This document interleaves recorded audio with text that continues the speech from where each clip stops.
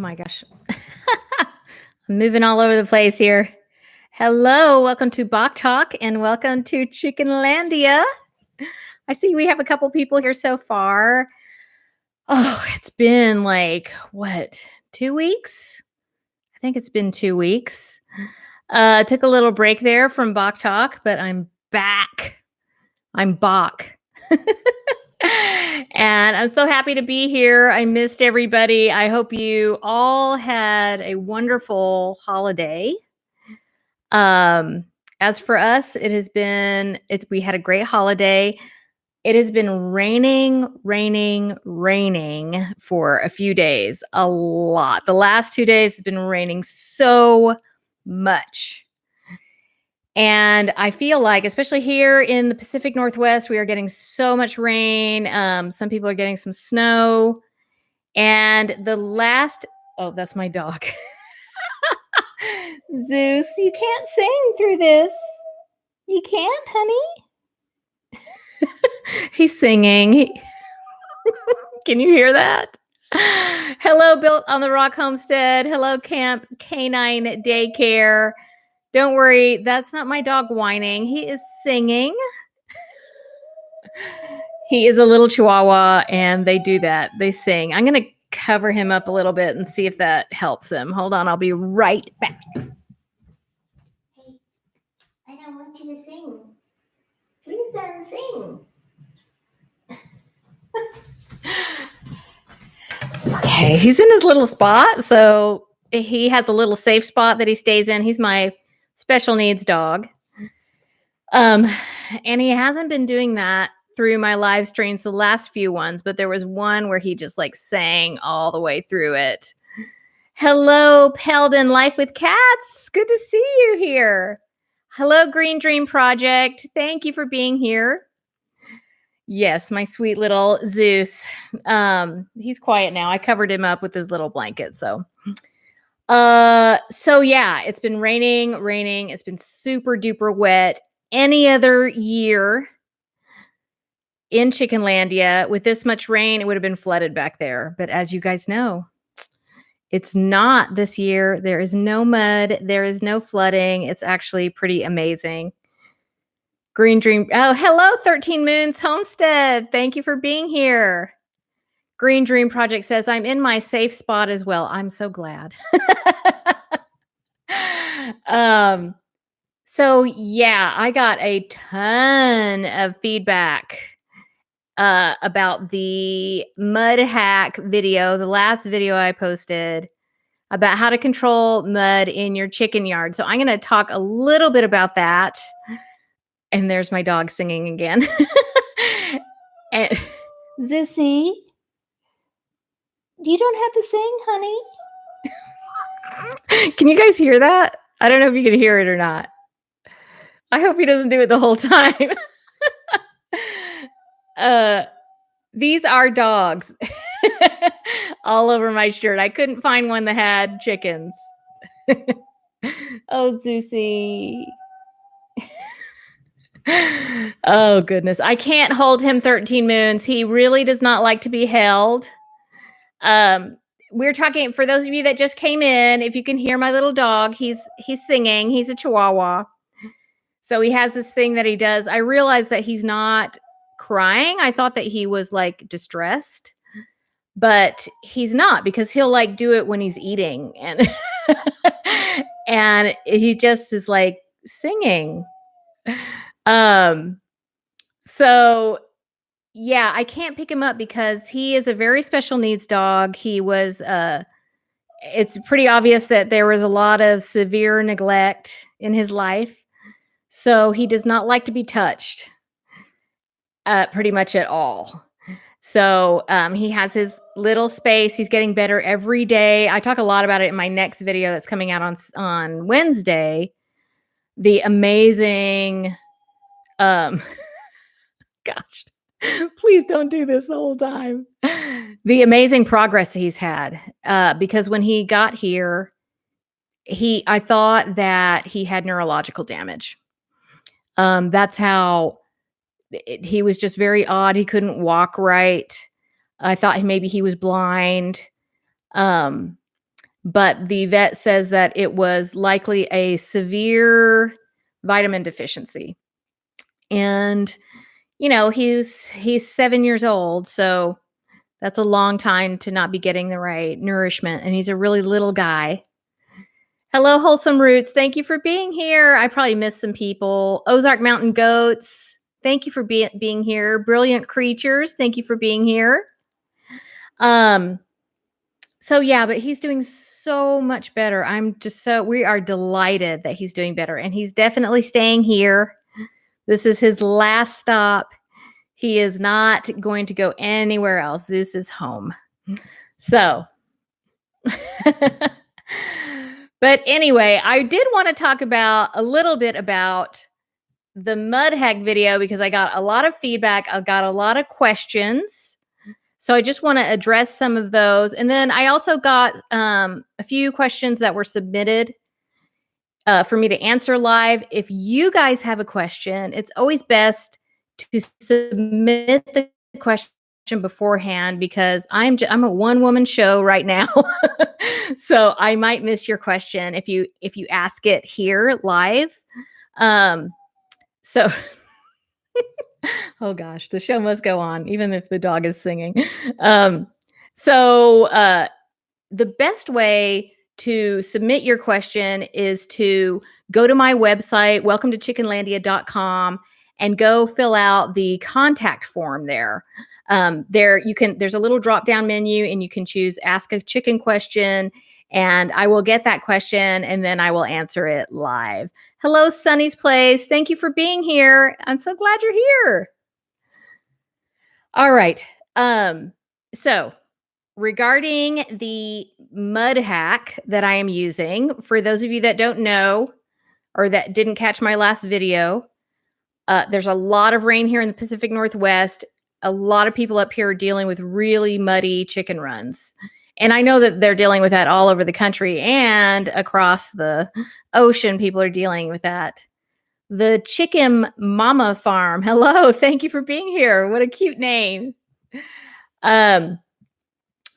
So my answer to that is to use horse pellets, which is also, it's just like pine bedding that is pelleted. And it's very absorbent. It absorbs the moisture and then it kind of breaks down. And I actually put that underneath some playground chips in my chicken yard. So a lot of people said, well, the horse pellets are expensive or more expensive. Can I use fuel pellets, pine fuel pellets? And I do know some people that have been using those with some success. I don't have personal experience using those. I've only ever used the bedding. Hello, Pag the Drum. Thank you for being here. Hello, Narrow Way Farm. Nice to see you here. I've only ever used the pelleted bedding. I feel more comfortable using it, but that's just me. I think if you wanted to try the fuel pellets, I would just make sure that the full ingredients list is there and that that is 100% pine. There's nothing else in it. And then the other thing to think about is that I'm fairly certain that the pellets will be a little bit less absorbent than the bedding, because the bedding is made it's porous, and the fuel pellets are really, really compact. So, but that being said, I know a lot of people that have used it. So I say, if it works for you, do it. Do it and come tell me how it worked. I did have a lot of people say, well, you can use free wood chips, and you absolutely can do that. That is a great resource for a lot of people. I definitely recommend doing that. If you can have a resource for free wood chips, do it. That's a great idea. I don't do that here because I don't need that much. I'm on a pretty small area of land. And the last time I checked, you couldn't, it was like they would deliver it and, it would be in your yard. And I just don't have anywhere to put them if I'm not going to be using them right away.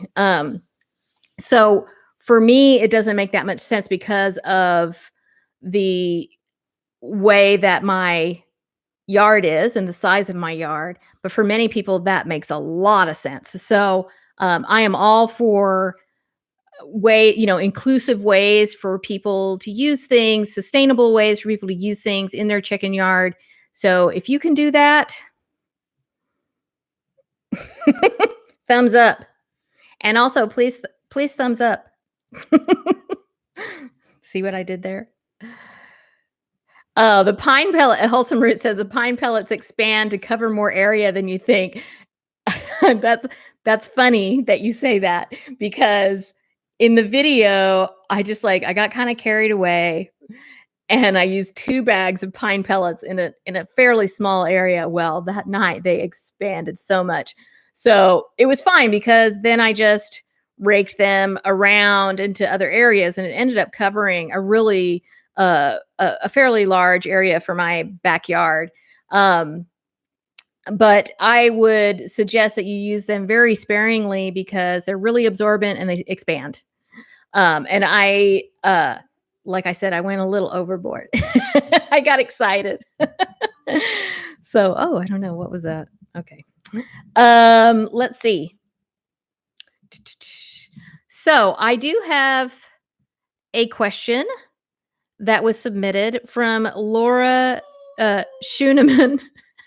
For those of you that have just joined, that is my dog. He doesn't want me to talk so loud, I think. He's perfectly fine over here. Zeusy, please don't, honey.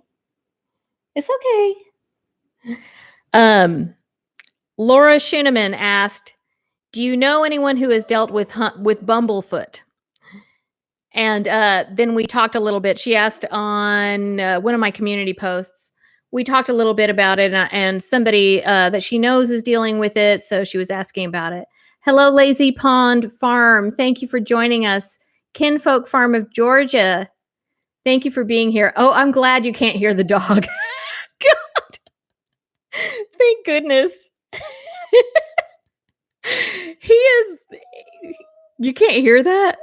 Oh my gosh. It's like all I can hear. Did I miss anybody? I'm so glad. Okay, so yeah, Bumblefoot is not fun. So basically what it is it's a staph infection on the chicken's feet, and they get it just like in the pad of their feet here.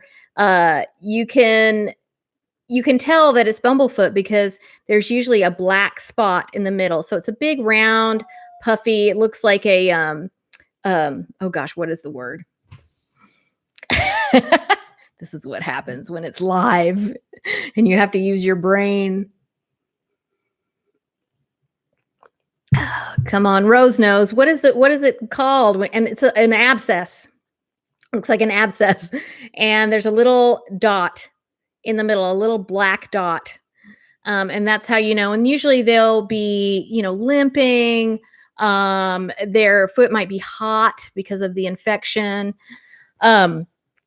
So hello, my garden and the dinosaurs who live here. It's so great that you're here. So when you see that, you know that that's what it is. It's Bumblefoot. It does have to be dealt with one way or another.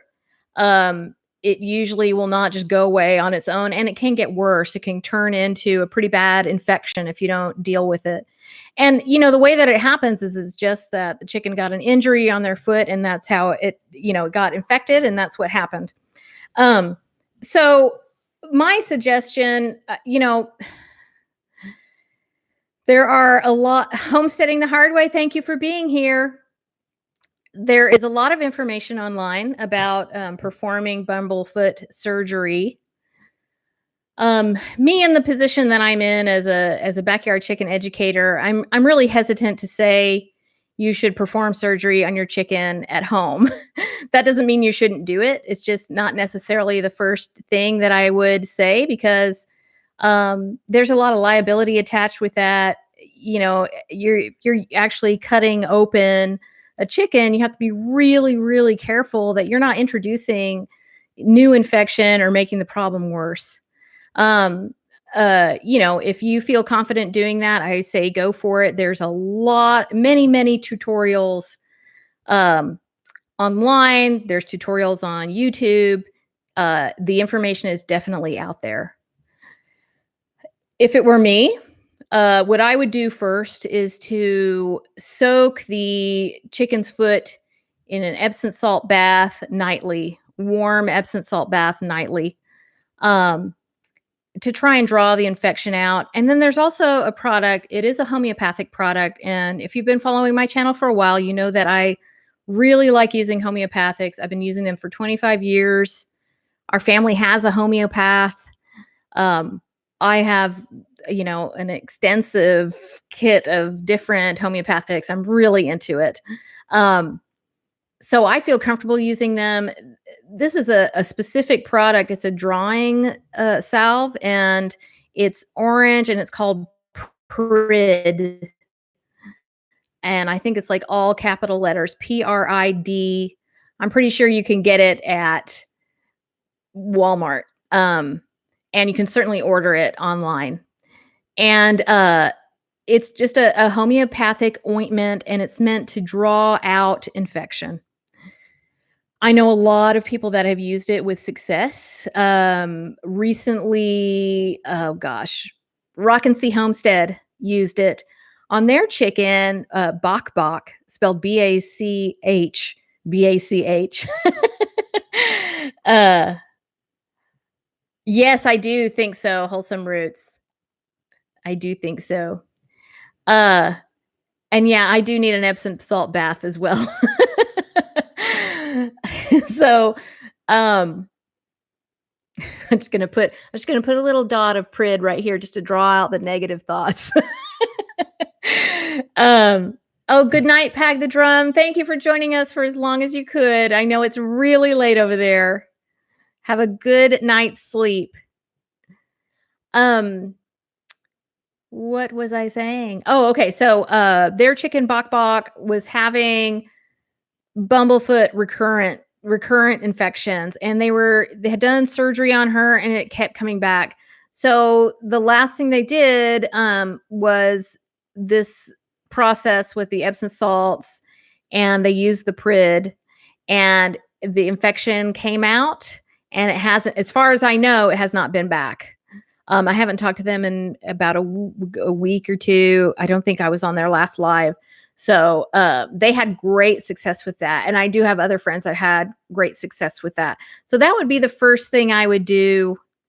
That's my recommendation, as someone who is not a vet, but I'm telling you what I would do first before consulting a veterinarian or, doing other things that are more invasive at home. Okay. I got a question from the channel EY, and this person has been subbed to my channel for a while. They sent me a question recently, says, I'm interested in rescuing some hens. Thank you for that. From the horrible conditions that egg farms have. How should I begin my quest? So this was an interesting question because I know that in the UK, it is so much easier to find resources so that you can adopt chickens that are from factory farms. And I see them all the time on Twitter. I have a lot of friends over in the UK, and they have what they call ex-battery hens that used to live in battery cages. So unfortunately, here in the States, I don't see as many resources for that. And I did ask around and do a little bit of research.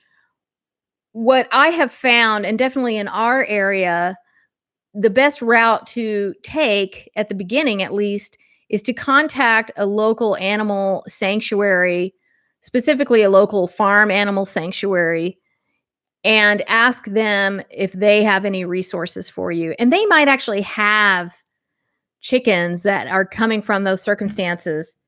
So that would be where I would start. I know here in Whatcom County and the surrounding counties, there's one, oh, I can't remember the name.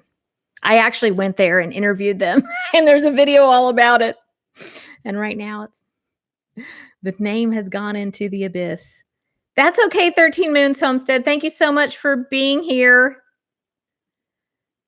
Sunny's Place says, Dahlia, not a vet, but plays one on YouTube. No, I don't. I'm not a vet anywhere. I don't want that liability. I always say my advice does not replace veterinarian advice. And I know that the unfortunate thing is that it's really hard to find chicken vets here in Bellingham. We have many in this area. There's lots of chicken vets. But they're not in other places. They're not. And actually, it can be quite expensive when you're taking your chickens to the vet. So I understand that that is not accessible to many people. And I just say, do your research and weigh the risks and make the decision that you feel most comfortable with. Yes. Wholesome Roots. Yep. Chicken Mama Farm. I just adopted a young Rhode Island red hen who has a crooked beak. Oh, she's such a chatterbox. I love her. That is adorable. Homesteading the Hard Way says, Chris always doctors our animals for the small stuff. That's good when you have the, when you have that ability. And I, a lot of times will consult with farmers like you guys and, get as much information as I can. And that's the best that we can do.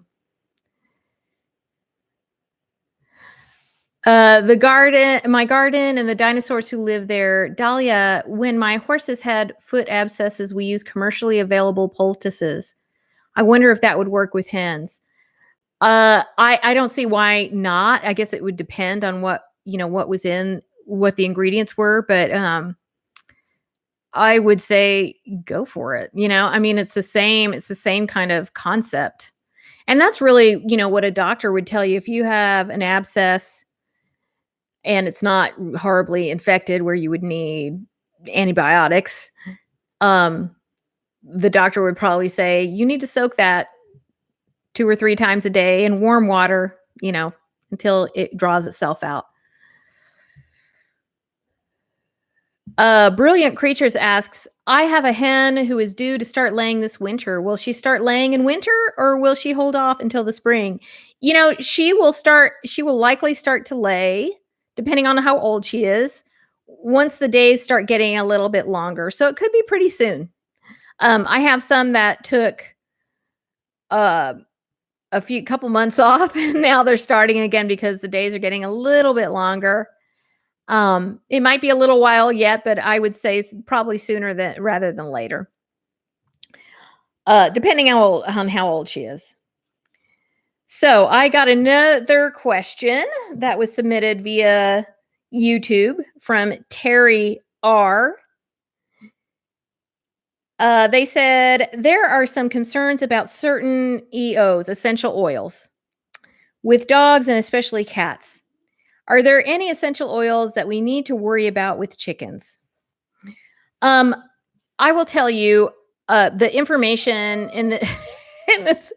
That's my dog. I'm just going to keep saying that. The information regarding essential oils on chickens is fairly limited. I play it very safe with essential oils and chickens. I don't put any on my chickens because there's a lot of them that really need to be diluted a lot and they can hurt their skin. So I don't do that.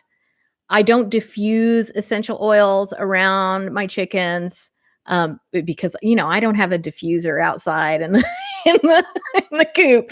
But I also, if I bring them in, I don't run the diffuser in. I usually bring them in and put them in the bathroom and they stay in our shower stall. But I will not run the diffuser in there. Chickens just have really sensitive respiratory systems. And I'm just playing it real, real safe. Um, if I have a chicken that has a respiratory issue going on, I will put a few drops of very safe essential oils like uh, peppermint, eucalyptus, lemon, something very gentle that can help with respiratory issues. Lavender is a good one. And I'll put, a combination of that on a paper towel and I will hang it in the coop. Another way you could do that is, I know that there's like these essential oils, these little like medallions, and you can put a few drops of it and hang it somewhere. If there's like necklaces, you can hang one of those in the coop. And that's what I do. I'm just really cautious and gentle with it. Wholesome Roots asked, "Are you familiar with VetRx?" And I am. There's a product called VetRx. Um, the product is advertised as something that you can put into their water. You can put it under their wings. You can put it on their faces. I will say that, from what I know, from my limited knowledge of essential oils, VetRx has camphor in it, and that is a very strong essential oil. For example, I don't diffuse that in our home because it's really, really strong. And people have different opinions about that. That's some information that I got from one of my natural doctors.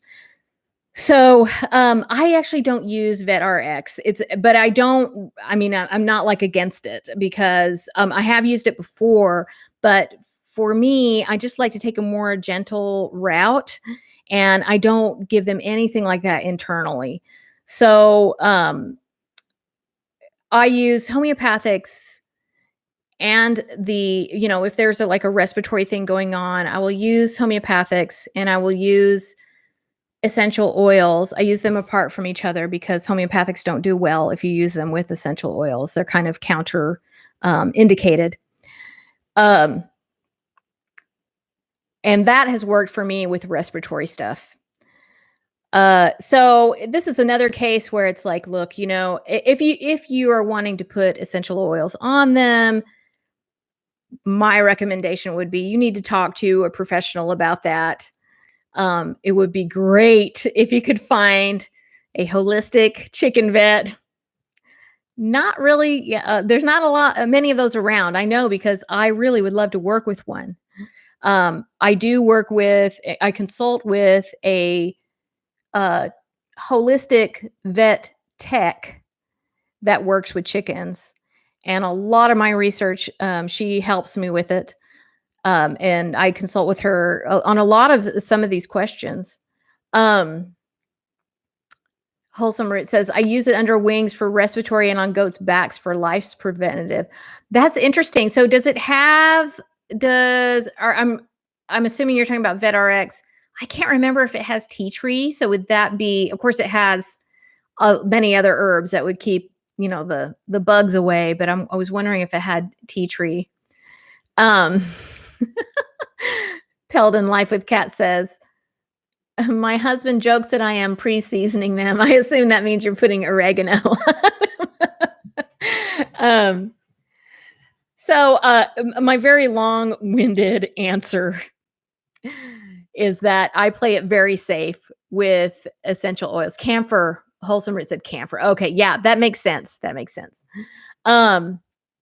I play it very safe, but I do think that there's a lot of value in some very gentle essential oils, especially with respiratory stuff. And of course, I use herbs. If you've been following my channel, you know that I use herbal blends in my coop. It's not essential oil, so it's not as strong, but it's like the whole herb. And that helps to repel lice and mites and it smells nice, keeps the ammonia down, all that great stuff. So I'm definitely somebody who likes to use essential oils and herbs and homeopathics and all that natural stuff. So, but with that comes a lot of responsibility, and I have to do a lot of research. So that's always my recommendation is to do some research and know what the risks are and then go for it. So, my friends, it has been 30 minutes.